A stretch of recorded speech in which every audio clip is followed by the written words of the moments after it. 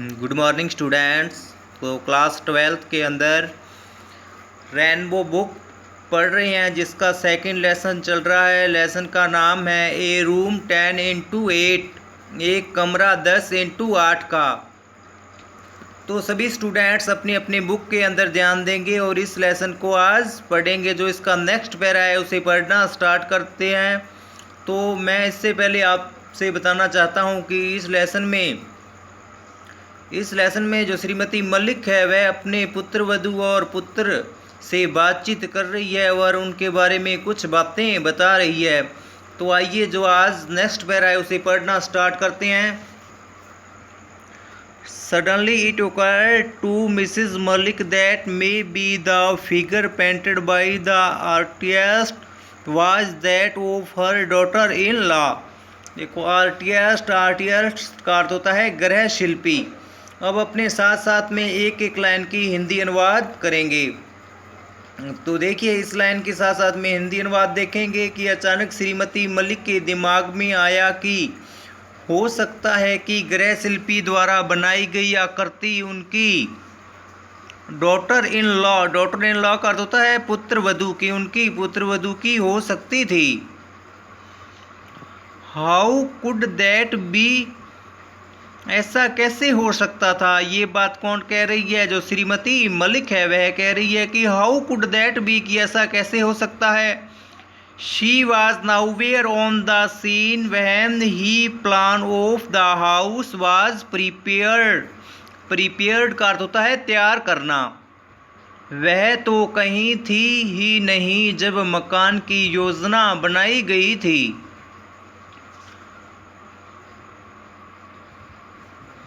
But then she was wearing a maroon colored saree that the figure in the sketch had। लेकिन वह तो गहरी लाल साड़ी पहने हुए थी जैसी प्रारूप में चित्रित आकृति ने पहन रखी थी।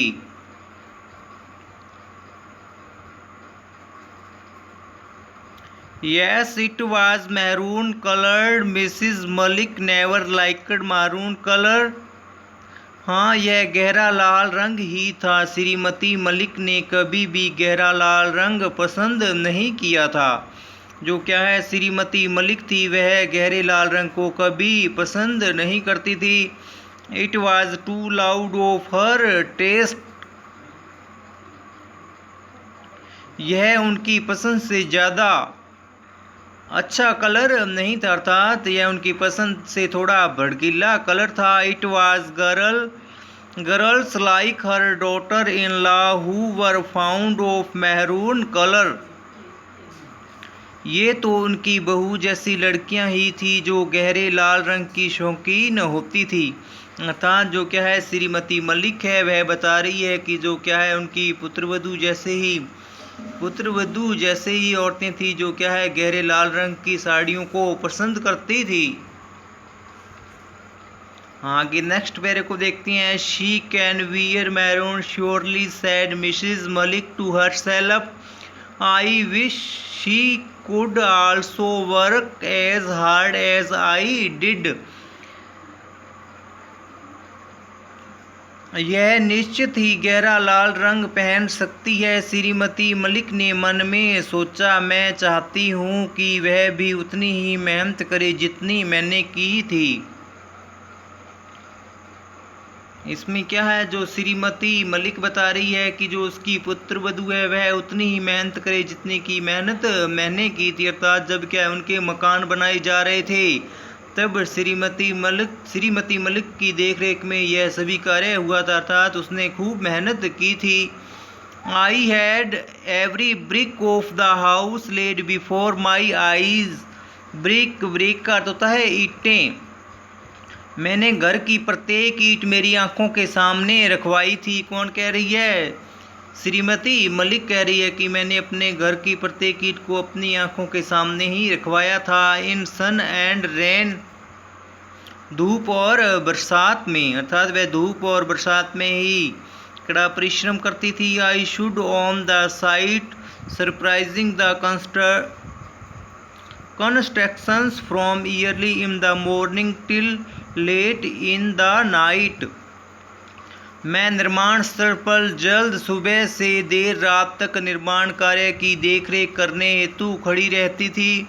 श्रीमती मलिक कह रही है कि मैं वहाँ पर गृह कार्य की देखरेख करने के लिए रात्रि तक अर्थात लेट तक वहाँ खड़ी रहती थी। Many a time I helped the masons with mortar and bricks, many times I halted the rubber pipe and sprayed water on the plastered wall।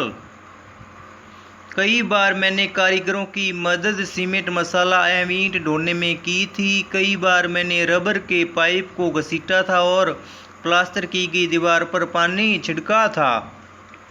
कौन कह रही है? यह अपनी जो श्रीमती मलिक है वह अपने स्वयं की कहानी बता रही है कि जब उसके मकान का निर्माण करवाया गया था तब उसमें क्या है, मिस्त्रियों के साथ में भी कड़ा परिश्रम किया था। अर्थात वह जो दीवार थी, प्लास्टर की गई दीवार थी, उस पर उसने पानी छिड़का था।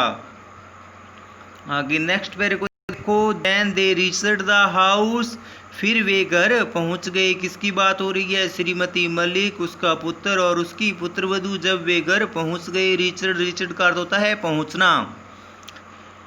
His son drove the car straight to the porch and her daughter-in-law jumped out of it, and there she stood reclining against the marble pillar on the veranda। फिर वे घर पहुंच गए। उनके पुत्र ने कार को सीधे पोर्च में पहुंचा दिया और उनकी बहू कार से बाहर कूद पड़ी, अर्थात बाहर निकल पड़ी और बरामदे में जो संगमरमर का पिलर बना हुआ था उससे सटकर खड़ी हो गई।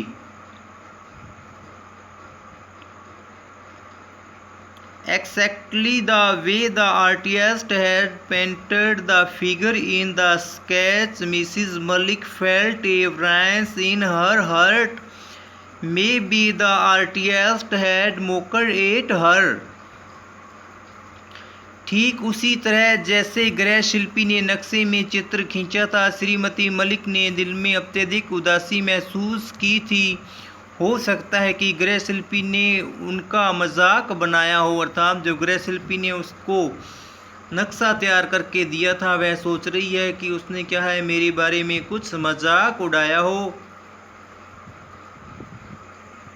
आगे नेक्स्ट पैरे को देखो। Standing on the baramda close to the pillar trying to cover her elaborate hair with the maroon colored saree, her daughter-in-law was giving instructions to the servants about the luggage in the taxi following the car।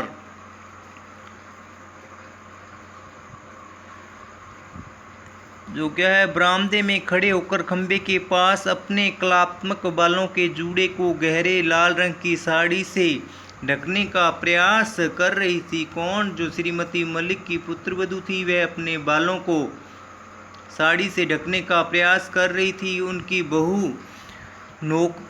बहू नौकरों को car के पीछे आने वाले taxi के सामान के बारे में निर्देश दे रही थी।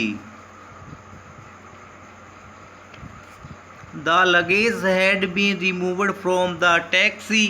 टैक्सी से सामान उतार लिया गया। लगेज का अर्थ होता है सामान, कि क्या है, जो टैक्सी में सामान लाया गया था उसे उतार लिया गया। The taxi driver drove away after having been paid.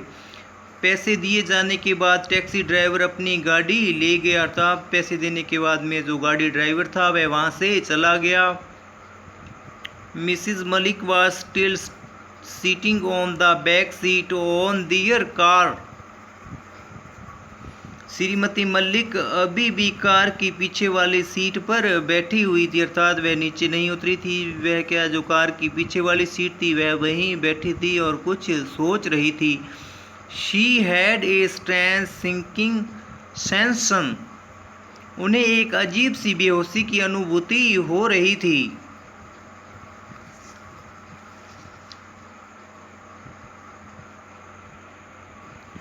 Then her son and daughter-in-law entered the house। फिर उनका पुत्र एवं पुत्रवधू मकान में प्रवेश कर गए। Entered का अर्थ होता है प्रवेश करना। फिर क्या हुआ, जो श्रीमती मलिक के पुत्र और पुत्रवधू थे वे घर के अंदर प्रवेश कर गए। They put on the lights on by one, और उन्होंने घर में प्रवेश करने के बाद में घर के प्रत्येक कमरे की लाइटों को एक एक करके ऑन कर दिया। Every room was light up, प्रत्येक कमरा रोशनी से भर गया। Mrs Malik looked on wide eyed still sitting in the back seat of her car. Shrimati Malik अभी भी कार की पिछली सीट पर बैठे हुए क्या है, आंखें फाड़ फाड़ कर देखती रही थी।